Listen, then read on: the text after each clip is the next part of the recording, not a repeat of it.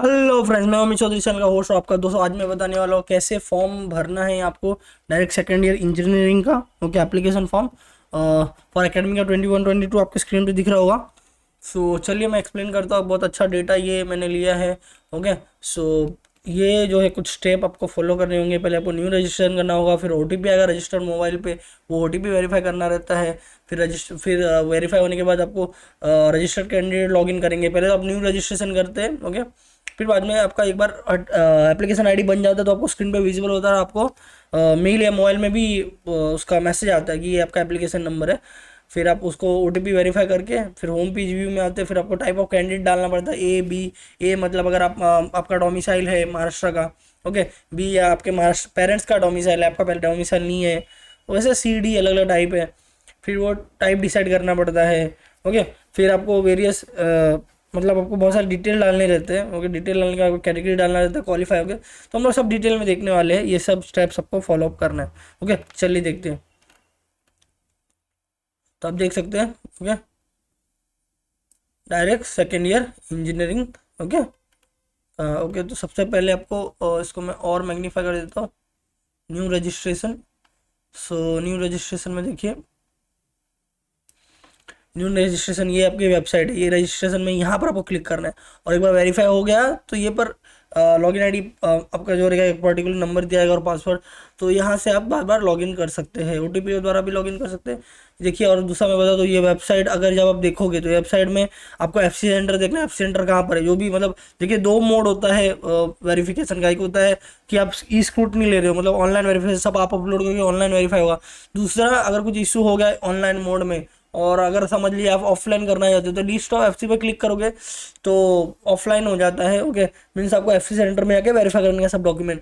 मैं बोलूँगा sir guys की सेकंड वाला ज़्यादा बेटर होगा, एफसी सेंटर में आके वेरीफाई कराना। बिकॉज वहाँ पर सब लोग एक्सपर्ट लोग बैठे रहते हैं, वो सब आपका इनफैक्ट आपका स्लाइड आप जो भी टाइम एफसी सिलेक्ट करोगे फिर उसका टाइम स्लॉट एकदम प्रॉपरली सिलेक्ट होगा। 1 आवर में 10 जन का ही करते हैं वो लोग, और फिर आपका वो अच्छे से सब करके देते हैं। वैसे आप करने जाओगे तो कभी डेटा कम हो जाता है, कभी बड़ा हो जाता है, कभी प्रॉपरली इमेज नहीं आता है, तो ये सब इशू होते हैं। तो ये लिस्ट ऑफ एफसी में क्लिक करोगे मालूम पड़ेगा। और हाँ, लास्ट ईयर कट ऑफ देखना चाहते हो तो कैप राउंड 2021 इस पर क्लिक करोगे तो फर्स्ट राउंड होगा, इस पर क्लिक करोगे सेकंड राउंड का कट ऑफ आपको मिल जाएगा। चलिए आगे बढ़ते हैं। हाँ, ब्राउचर चाहिए तो यहाँ पर क्लिक करोगे तो इन्फॉर्मेशन ब्राउचर मिल जाएगा। फिर चलिए आगे बढ़ते हैं। सबसे पहले वही मैं जैसे मैंने बोला था कि न्यू रजिस्ट्रेशन पे क्लिक करोगे तो ये डिटेल आता है। आपको यहाँ पर अपना फुल नेम डालना है, जैसा आपका 10th के मार्कशीट में था। यहाँ पर देखिए लिखा हुआ है 10th के मार्कशीट में जैसा था सेम वैसा ही आपको लिखना है।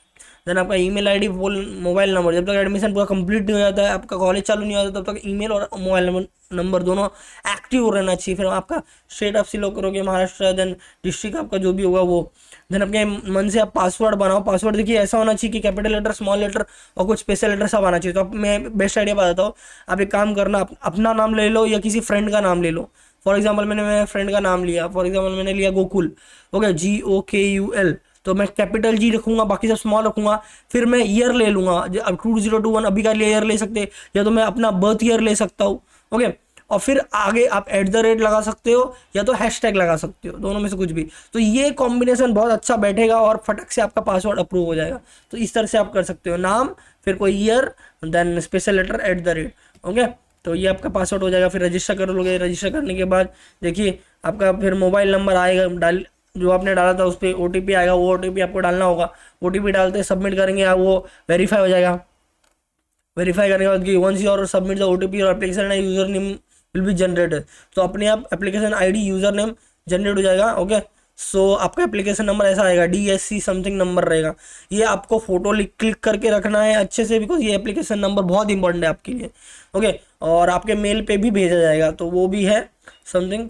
ओके, फिर आप लॉगिन करोगे आगे के डिटेल डालने के लिए। तो जब लॉगिन करोगे तो जैसे मैंने बोला एप्लीकेशन नंबर आपको मैसेज आया, आपने फोटो खींच के रखा है वो डालो, पासवर्ड आपने खुद सेट किया वो डालो, कैप्चा में 4+15 या जो भी आएगा माइनस प्लस हो करके आगे बढ़ो। ओके, ये डूज और डोंट्स है वो आप देख सकते हो। ये करने के बाद देखिए ऐसा आपका कुछ क्रिएट होगा। ओके, आपकी IP एड्रेस नोट होंगी, आपने लॉगिन किया वो वगैरह सब नोट होगा। ओके, उसके बाद देखिए ये कुछ डिटेल है, ये पूरा आपको फिल करना पड़ता है। ये पूरा कंप्लीट होने का ये 9 स्टेप है। ये 9 स्टेप हो गया तो मतलब आपका टेंशन खत्म। फिर आपको ऑप्शन ऑफ फॉर्म भरना होगा जिसमें आपको कॉलेज का नाम डालना रहता है। तो फिलहाल आपको ये 9 स्टेप में पहला स्टेप आपने कर चुके हैं, रजिस्ट्रेशन डिटेल, मतलब वही एप्लीकेशन आईडी जनरेट करने का, फिर टाइप वगैरह ये सब। चलिए आगे एक एक करके देखते हैं एकदम डिटेल में। ओके, तो आप यहाँ पर 2 चीज़ सिलेक्ट कर सकते हो। अगर आपने डिप्लोमा किया है तो आप डिप्लोमा सिलेक्ट करो, अगर आपने बीएससी किया है और उसके आधार पर आप इंजीनियरिंग में एडमिशन लेना चाहते हो तो बीएससी सिलेक्ट करो। दूसरी बात, बीएससी आपने जो फील्ड में किया है वो स्ट्रीम आगे ब्रांच भी आप वो सिलेक्ट कर सकते हो। ओके, तो इस तरह से है।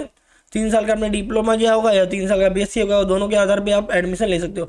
आपको स्क्रूटनी मोड सिलेक्ट करना है, तो मैं क्या बोलूँगा, मेरा पर्सनल एकदम सजेशन क्या होगा कि आप लिस्ट ऑफ एफसी सेंटर देख लो, मैंने अभी बताया कहाँ पर दिखेगा आपको, और वहाँ पर देख लो आपका नज़दीक वाला कौन सा है। अगर वो नज़दीक है आप जा सकते हो तो आप फिजिकल स्क्रूटनी ही सिलेक्ट करना। फिर वहाँ पर एक्सपर्ट बैठे रहते हैं, वो आप सब डॉक्यूमेंट आप उनको दिखाना, वो खुद स्कैन करके सब करके एकदम करके आपको देंगे, सब आपको कुछ नहीं करना पड़ेगा। ओके, ई स्क्रूटनी में क्या होता है, आप फोटो लेते हो, स्कैन करते हो, उसको पीडीएफ में कन्वर्ट करते हो, जो जेपीजी में चाहिए जेपीजी में करते हो, फिर आपको उसको अपलोड करते हो। तो कभी उसका कैसा होता है कि 100 KB एक डॉक्यूमेंट, कुछ 6-7 डॉक्यूमेंट होते हैं, तो 6-7 या 4-5 होगा, जो डिपेंड करता है आप ओपन कैटेगरी की हो या कास्ट कैटेगरी की हो। तो कभी वो 100 KB से ज़्यादा हो जाता है। इमेज का क्वालिटी ज़्यादा होगा तो आपको उसके भी बढ़ेंगे। तो क्या हो जाता है कि ज़्यादा 100 KB से ज़्यादा हुआ तो वो भी अपलोड नहीं होगा। आप अगर समझ लो उसको रेड्यूस करते हो तो इमेज क्वालिटी रेड्यूस हो जाती है, डेटा फाइल तो बराबर हो जाता है बट वो प्रॉपरली दिखता नहीं है। तो फिर सिस्टम बोलता है आपको कि भाई वो प्रॉपर नहीं है, नॉट गेट इंस्टेंस, ऐसा कुछ तो बोल नोटिफाई करके आएगा।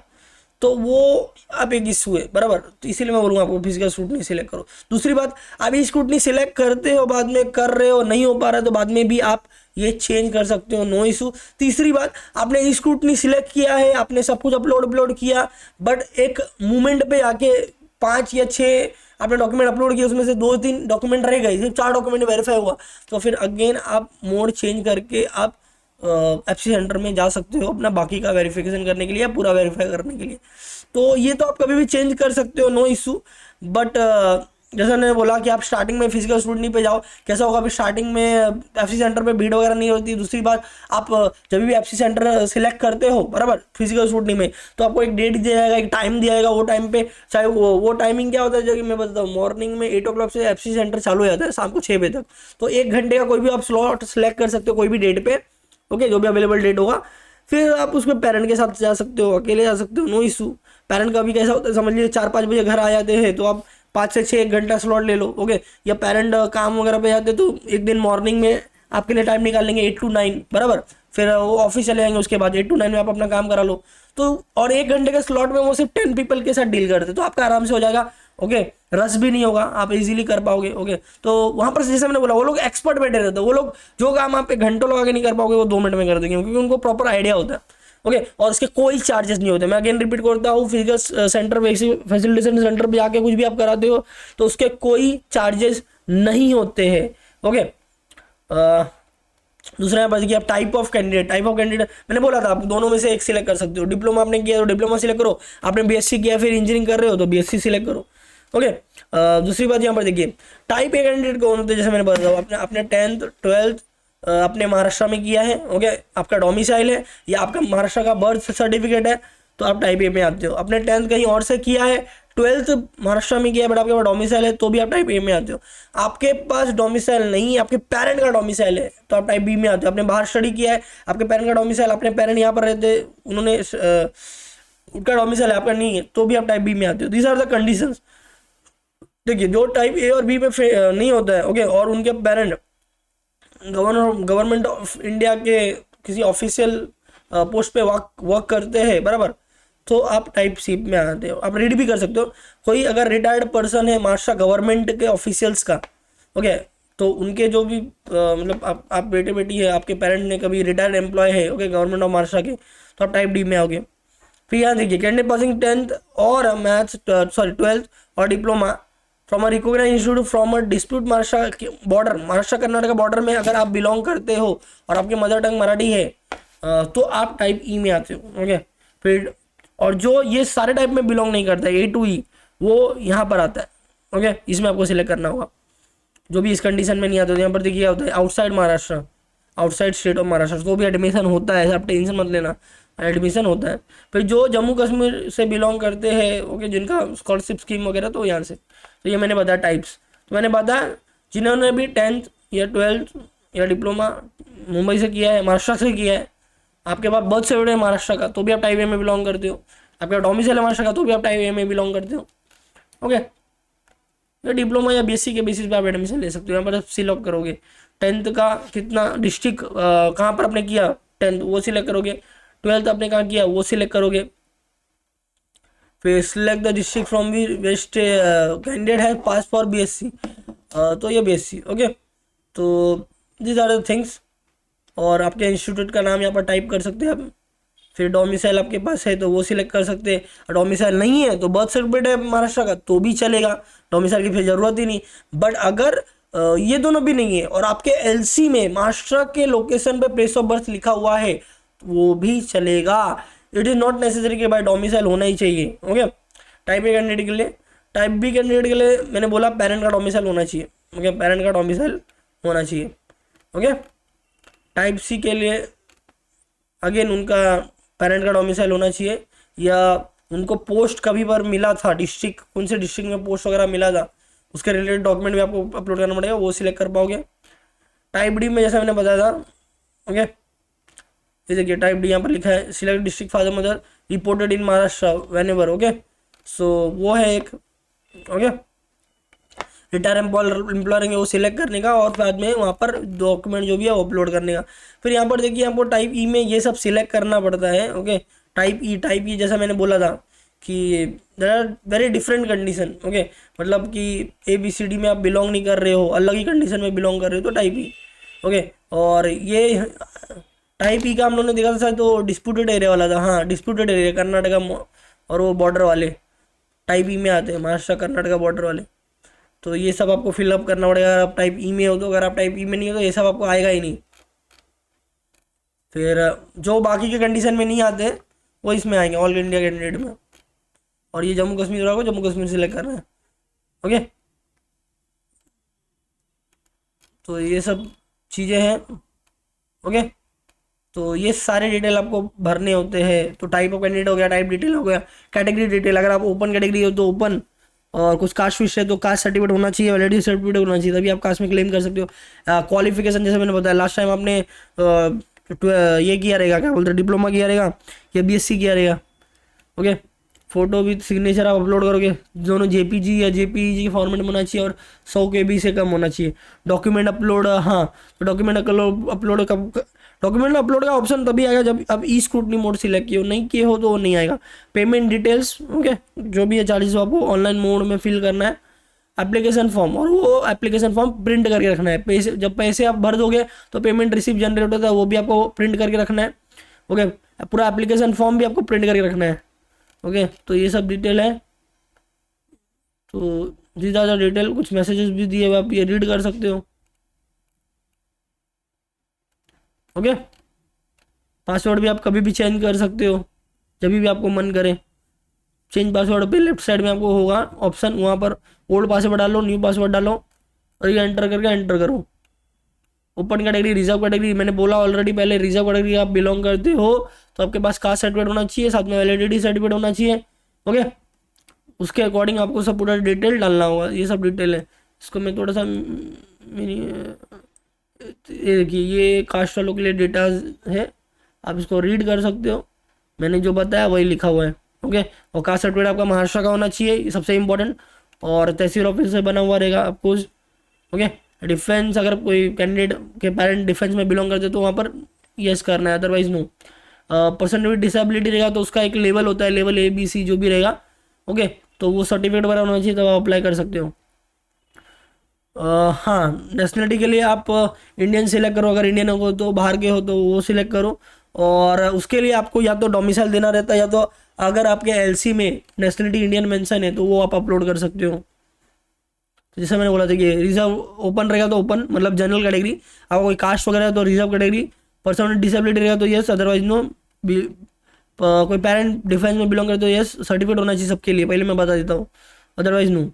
फिर आप जैसे मैंने बोला था नेशनलिटी के लिए आप क्या क्या कर सिलेक्ट कर सकते हो, या तो आप डोमिसाइल अगर आपके पास है तो ये सिलेक्ट करो, डोमिसाइल नहीं है बट आपका एलसी है, एलसी पे आपको मेंशन किया हुआ है नेशनलिटी इंडियन, तो ये सिलेक्ट करो, या आपका बर्थ सर्टिफिकेट रहेगा ओके तो ये सिलेक्ट करो, अदरवाइज पासपोर्ट रहेगा तो ये सिलेक्ट करो, कोई एक सिलेक्ट करना था, एनी वन ओके। 10th के डिटेल आपको डालने हैं, 10th के डिटेल में जो भी बोर्ड रहेगा आपका 10th का बोर्ड है तो वो ओके, सीबीएसई तो वही सीबीएसई सिलेक्ट करो, central board of secondary education, ICSE है तो काउंसिल ऑफ ऐसा कुछ नाम लिखा रहेगा वो सिलेक्ट कर सकते हैं, सीट नंबर, फिर पासिंग ईयर ऐसा होता है आपका, फॉर एग्जांपल मार्च 2020 लिखा रहेगा आपके मार्कशीट पे लिखा रहता है सॉरी, या 17 या जो भी लिखा रहेगा वो आप सिलेक्ट करोगे ईयर ओके। एकेडमिक ईयर कभी भी ऐसा होता है जैसे कि 21 22 तो आपको 22 सिलेक्ट करना है यहाँ पर ओके, इस तरह से। फिर आपको एग्रीगेट का मतलब होता है टोटल, बेस्ट ऑफ 5 नहीं होता है, मैं पहले बता देता हूँ, बेस्ट ऑफ 5 नहीं होता है यहाँ पर, टोटल मार्क्स आउट ऑफ कितना मार्क्स आया आउट ऑफ ये, तो यहाँ पर परसेंटेज आएगा। फिर मैथ्स का मार्क्स, साइंस का मार्क्स, इंग्लिश का मार्क्स ओके, 100 में से कितने कितने में मिला वो ओके। और आईसीएसई वाले रहोगे आप तो 6 सब्जेक्ट होंगे आपको बराबर, तो आप 6 सब्जेक्ट ऐड कर देना उसका और फिर यहाँ पर लिख देना 600 में से कितना आया। सीबीएसई वालों का भी सेम वैसा ही है, सीट नंबर भी आपको मेंशन करना है। सीट नंबर में बता दो गाइस, बहुत सारे लोग सिर्फ डिजिट ऑप्शन डालते हैं, ऐसा नहीं होता है। जो अगर आप स्टेट बोर्ड के हो तो आपको ए लिखना रहता है या बी, जो भी रहता है आपके वो आपको मेंशन करना रहता है। फिर एचएससी में भी सेम वैसा ही पूरा डिटेल भरना वगैरह रहेगा ओके। अगर बायोलॉजी है तो यस, बायोलॉजी नहीं था तो नो। बीएससी में देखिए यहाँ पर देखिए जिसने बीएससी सिलेक्ट किया होगा बीएससी का डिटेल आया, जिसने डिप्लोमा सिलेक्ट करेंगे तो आपको डिप्लोमा का डिटेल यहाँ पर आएगा, वो पूरा भरना रहेगा।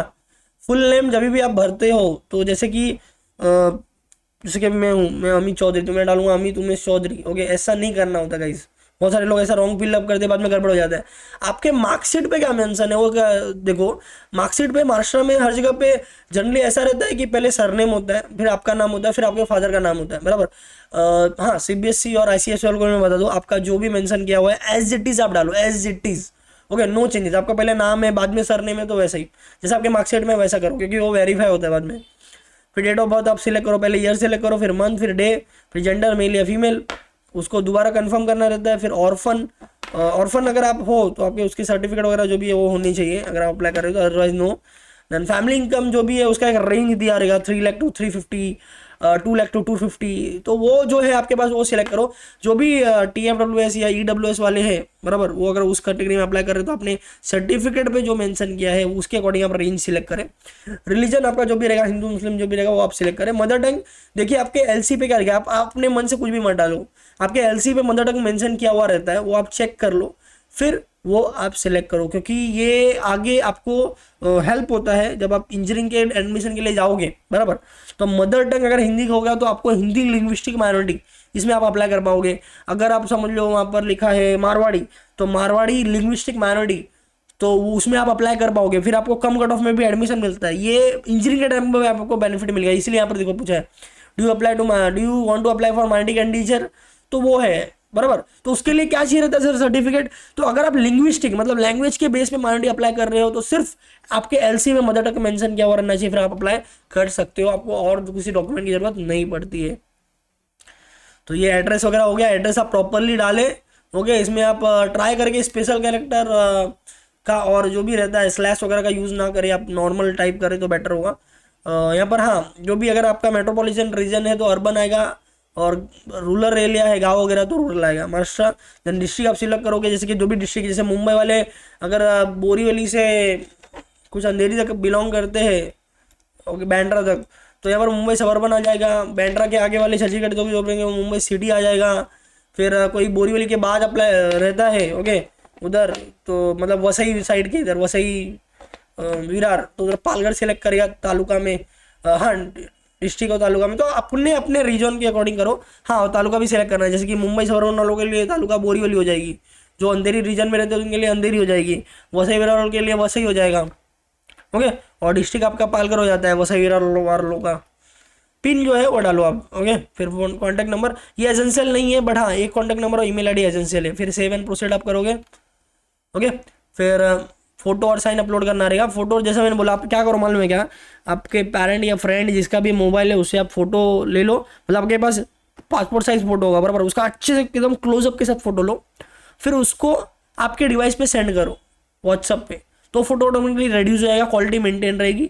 फिर वो फोटो आप सेव करके अपलोड करो, फटक से अपलोड हो जाएगा, फटक से। अदरवाइज 100 KB के ऊपर फोटो का साइज हुआ तो फिर अपलोड नहीं होता है, गड़बड़ हो जाता है। और JPG फॉर्मेट होना चाहिए, बहुत लोग JPEG रखते हैं तो अपलोड नहीं होता है। ओके, और साइन के लिए भी सेम, ये होने के बाद आप साइन के लिए हाँ एडजस्ट वगैरह आप कर सकते हो, क्रॉप वगैरह भी कर सकते हो। फोटो सर कैसा रहना चाहिए, देखिए फोटो में यहाँ पर कुछ मेंशन नहीं किया गया, आप जैसा चाहिए वैसा फोटो ले सकते हैं। थोड़ा बड़ा फोटो रहेगा तो ज़्यादा बेटर रहेगा। ओके, जैसे यहाँ पर दिया हुआ है 3.5x4.5, एग्जैक्ट होना चाहिए वैसा, वैसा कुछ नहीं है, एग्जैक्ट ऐसा कुछ नहीं है, बस अपलोड होना चाहिए। एक बार अपलोड हो गया तो बहुत अच्छा रहेगा। ओके, और फोटो पे क्लियरली आपका सब पूरा जो है आईज, ईयर्स, नोज, ओके सब में दिखना चाहिए। ओके, अगर आप स्पेक्स पहने हो तो विदाउट स्पेक्स आप फोटो ले लो, बिकॉज स्पेक्स में रिफ्लेक्शन आता है तो आईज नहीं दिख पाती है। ओके, तो वो फोटो फिर नहीं चलेगा आपका। तो ये सब कुछ बातें हैं। बैकग्राउंड में वाइट होना चाहिए क्या, ऐसा कंपलसरी नहीं है, कोई भी प्लेन बैकग्राउंड रहेगा तो चलेगा, मतलब ब्लू ही है बट प्लेन ब्लू है पूरा। ओके, कोई डिजाइनिंग वगैरह नहीं है तो भी चलेगा। तो सिंपल आप वॉल पे खड़े होकर भी आप फोटो ले सकते हो, सिंपल। और साइन का भी सेम ऐसा ही, हाँ ड्रैग ड्रॉप आप कर सकते हो, उनका सॉफ्टवेयर है। ओके, सिंपल आप कट विट करके क्रॉप करके अपलोड कर दो। फिर यहाँ पर देखिए, यहाँ पर हाँ फीस आपको भरना है 1000 रुपीज़, तो आपको बैंक डिटेल्स डालना पड़ता है। ओके, तो आप ऑनलाइन पेमेंट यहाँ पर कर सकते हो। तो यहाँ पर देखिए बहुत बहुत सारे ऑप्शन हमारे दिए हुए हैं पेमेंट के लिए। आपके पास क्रेडिट कार्ड, डेबिट कार्ड का ऑप्शन है, debit card with pin option है। आप नेट बैंकिंग से कर सकते हो, या तो UPI सबसे बेस्ट ऑप्शन, UPI से भी आप पेमेंट कर सकते हो। UPI पे आप जाओगे तो UPI सिलेक्ट करो, UPI एड्रेस डालो, जो भी रहेगा। ओके, फिर आपके UPI आपके मोबाइल पे जाओ, उसमें UPI पे अप्रूव करो, फिर पे करो। फिर यहाँ पर ऑटोमेटिकली रिफ्रेश होगा, जब तक वो रिफ्रेश नहीं होता है आप इस सर्वर को छोड़ोगे नहीं है, इसको क्लोज नहीं करोगे, आप कुछ भी नहीं करोगे, वो ऑटोमेटिकली होगा। अदरवाइज आपका पेमेंट फंस सकता है। अगर पेमेंट फंसता है तो हेल्पलाइन नंबर दी हुई है वेबसाइट पे, उस पर आप कॉन्टैक्ट कर सकते हैं। ओके, और उन्होंने कहा है कुछ तो कि मतलब 1 वीक या समथिंग में रिफंड होता है, ऐसा कुछ उन्होंने मेंशन किया है। ओके, तो यहाँ पर मैं क्या बोल रहा था, हाँ अभी आपको ये सब डॉक्यूमेंट अपलोड करना होता है, ये सब डॉक्यूमेंट अपलोड करना होता है अगर अगर अगर अगर आपने ई स्क्रूटनी मोड सेलेक्ट किया है तो। अदरवाइज आपको फिजिकल मोड सेलेक्ट किया हुआ है तो ये सब आप अपलोड नहीं करोगे तो भी चलेगा। चलेगा मीन्स व्हाट, अगर अपलोड करने का ऑप्शन आएगा तो अपलोड कर देना, बट ये ऑप्शन ही नहीं आएगा आपको अगर आप फिजिकल स्क्रूटनी आप सिलेक्ट कर रहे हो तो। और आपको FC सेंटर में आपको जाके करना रहेगा। दूसरी बात मैं बता दूं कि आप अपलोड, देखिए यहाँ पर लिखा कंटिन्यू आप to upload all relevant document and same document need to be produce by FC centre, तो आपको यहाँ पर अपलोड करना है। ओके, कैसा होता है गाइस, हर साल ये रूल चेंजेस होते रहते हैं, इसीलिए तो यहाँ पर बोला है उन्होंने कि अपलोड करना है, तो आपको 10th 12th का सब जो है अपलोड करना है। वो देखिए यहाँ पर JPG के फॉर्मेट में आप करो, PDF करोगे तो साइज ज़्यादा बड़ा हो जाएगा। हाँ, JPG के साइज में करना है गाइस, आपको अपलोड करना है, मैं श्योर करता हूँ अभी। ओके, मैं कंफर्म कर रहा हूँ कि यहाँ पर अपलोड करना है। तो 10th 12th डिप्लोमा रहेगा तो डिप्लोमा का मार्कशीट, या MSc रहेगा तो MSc का फाइनल ईयर का जो सेमेस्टर का रिजल्ट होगा वो। और यहाँ पर देखिए आप नेशनलिटी के लिए डोमिसाइल या तो बर्थ सर्टिफिकेट या तो LC आप कर सकते हो। ओके, ये सब अपलोड कर दो और सेम चीज़ आपको FC सेंटर में जाके दिखाना रहेगा। और ऑनलाइन में तो ऑनलाइन हो जाता है ऐसा। तो ये सब चीज़ें हैं, ये सब है। और वो 1 MB से कम होना चाहिए, ये सब उन्होंने क्राइटेरिया रखा है। फिर आपको पूरा होने के बाद ऐसा एप्लीकेशन चीज आएगा, आप चेक विक करके फाइनली प्रोसीड करना और उसको प्रिंट करके रख लेना। प्रिंट करके आपके पास को वो बाद में चाहिए रहता है। फिर हाँ, वर्जन नंबर भी आप देख लो, हाँ वर्जन वाइज प्रिंटेबल एप्लीकेशन, बहुत सारे वर्जन रहते हैं, कोई भी एक वर्जन से आप प्रिंट कर सकते हो। फिर आप प्रिंट करके सेव करके रखो। बैंक डिटेल है, बैंक डिटेल वगैरह डाल के रखना होता है कंपलसरी। आप पैरेंट का डाल सकते हैं या तो आपका भी अगर होगा तो आप डाल सकते हैं। यहाँ पर देखिए कुछ डिटेल दिया हुआ है। ओके, आधार कार्ड अगर आप रहेगा तो आधार कार्ड का नंबर डाल सकते हैं, अदरवाइज ये मैंडेटरी नहीं है, बट आप ट्राई करोगे आधार कार्ड आपका बना लो और आधार कार्ड में डाल दो। ओके, क्योंकि वो यूनिवर्सिटी वगैरह में क्या होता है पूरा लिंक वगैरह रहता है तो आगे आपको यूजफुल होगा। तो जब ये पूरा डिटेल आप कर देते तो ऐसा पूरा दिखता है कंप्लीट कंप्लीट कंप्लीट कंप्लीट, पूरा ग्रीन ग्रीन। ये लास्ट वाला इनकम्प्लीट दिखेगा आपको। फिर अगर आप समझ लो आपने फिजिकल स्क्रूटनी सिलेक्ट किया है तो आप जाके वहाँ पर जो है सब डॉक्यूमेंट दिखाओगे, वो अप्रूव करेंगे तो यहाँ पर ऑटोमेटिकली ग्रीन हो जाएगा, मतलब आपका काम हो गया। और अगर समझ लीजिए आपने ई स्क्रूटनी किया तो भी आप चेक करते रहना डेली लॉगिन कर करके, भाई ग्रीन हुआ क्या, ग्रीन हुआ मतलब हो गया, ग्रीन नहीं हुआ मतलब नहीं हुआ है, कुछ तो गड़बड़ है। ओके, वो होने के बाद मतलब ये कंप्लीट हो गया, यहाँ पर आपका एक ग्रीन हो गया तो कंप्लीट हो गया। फिर आपको वेट करना है ऑप्शन फॉर्म की डेट का। फिर ऑप्शन फॉर्म के डेट के दिन आपको कॉलेज के नाम वगैरह सब डालने होते हैं। सर ये क्यों है अनलॉक फॉर एप्लीकेशन फॉर्म, ये क्या है? ये कैसा है कि देखिए कुछ लोग के पास क्या होता है कि कास्ट सर्टिफिकेट वगैरह नहीं रहता है एट प्रेजेंट, बट वो ओपन में अप्लाई करते हैं, बाद में उनके पास आ जाता है। ओके, डेट के पहले आता है, मतलब फॉर एग्जांपल ये लास्ट डेट है 18 तारीख लास्ट डेट है बराबर, तो अगर समझ लीजिए 16 या 17 को आपका सब कुछ आ गया, तो बाद में इसको अनलॉक करके बाद में वापस आप कास्ट का जो भी डिटेल वगैरह है वो चेंजेस आप कर सकते हो। बट मैं आपको बोलूँगा ऐसा कुछ मत करना, आप ट्राई करो कि डेट के पहले आपका सब जो भी डॉक्यूमेंट है वो सब रेडी होके अपलोड वगैरह हो जाए, बिकॉज ये अनलॉक करना एक जो है थोड़ा सा इशू है, क्योंकि अगर उसमें कुछ डेटा वगैरह सेव नहीं हुआ तो पूरा जो उसका ये रहता है आपके ऊपर आ जाता है। तो that is the thing you should know.